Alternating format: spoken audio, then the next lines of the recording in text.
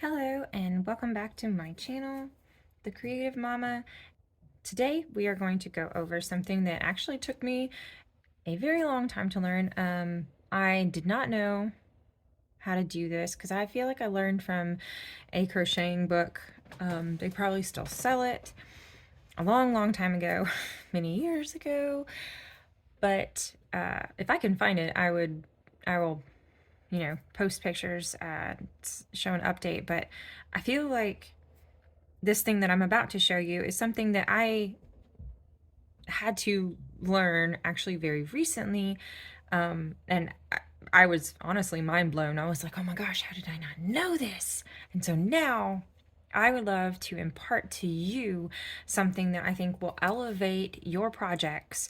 And it's very simple. It's something that you probably have never even thought of. I know I never did. And if you knew this already, if you somehow learned it from your book, I mean, in all honesty, I was, a kid when I read these books. So there's very likely a chance that I just misread and misunderstood the pictures or something. But I have seen other people crochet the way that I used to starting out. And I think I even have some videos because like I said, I very recently learned this trick.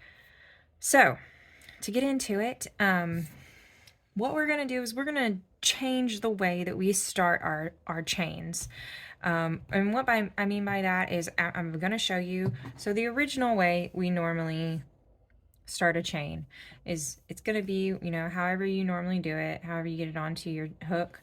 But you have it hooked on there, and then you're just going to, chain, right? So let's chain 10, okay? So there's like, what did I just do? 2, 3, let's see, 4, 5, 6, 7, 8, 9, 10. And we'll go 11 to make it even.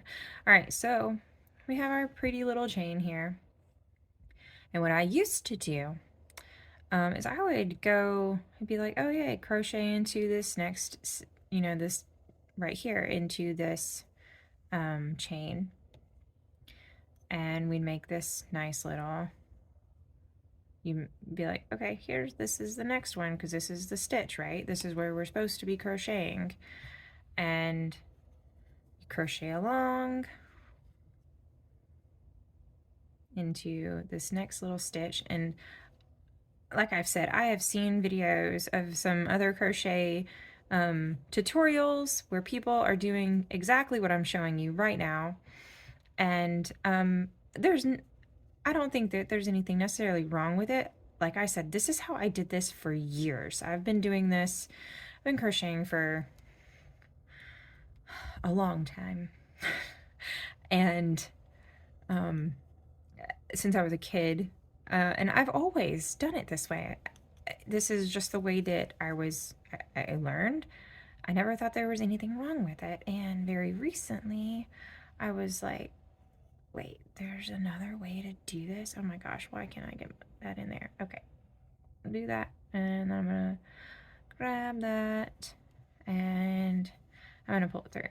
So this was the original way I learned how to do a base chain. Like, so you do the chain and then you single crochet into how I just showed you how to, like, that's how I learned how to do it. So I'm gonna go ahead and snip this off so that we have our little example here, and I'm gonna pull it through. Okay, so this is the original way that I learned how to do it, and I swear if I could find that crochet book, I'm a hoarder, so there's a very strong possibility I have it somewhere in my 1,000 books that I have around. So there's a very strong possibility I still have it, even though I've, well over many years old. Okay, so there's nothing wrong necessarily with this, but what I'm going to show you is that, like, so you get this is kind of like almost like a rope border, is that's what you end up getting, and then you got the one side that has the stitches along the top, right? And now what I'm going to show you is we're going to start it off the same, okay? And we're going to chain, what did I do? We chained 11 to make it even, right? So 1, 2, 3, 4, 5, 6, 7, 8, 9, 10, 11. All right. So what we did before was we had this right like this, and we just went right into here. So we're not going to do that this time. Now this way, it does take a little bit longer, maybe because I'm brand new to it, but it's going to give a prettier, I think, edge than this one. Okay, so what we're going to do is we're going to flip it over on the back side. Okay, and if you can see, so this is the way we were just holding it because we were just pulling it through, and we're going to flip it to the back side. And if you can see, there's about 3, so each stitch has 2 outside loops, and then there's that center one. One little center one right here coming through. So what we're going to do is we're going to hook underneath of that, and we can start literally with this very first one, which is really nice because you actually have to crochet less. So we're going to do that one, okay? And we're just going to hook over, yarn over and hook, and then pull through just like we would do a normal single crochet, okay? So there's that one. So we're going to do, this is the next one. Yarn over, pull through, yarn over, pull through. Okay. And I kind of hold on to it. It's probably for my own sanity to make sure that I'm not skipping it, to make sure that I have the correct next one. So I'm holding my thumb onto the next stitch that needs to be worked. And I'm just moving it along, grabbing that one stitch, that yarn right there in the center of the 2. I'm like going over this one, under that one, and over the other side. So just grabbing that, yarning over, pulling through, okay?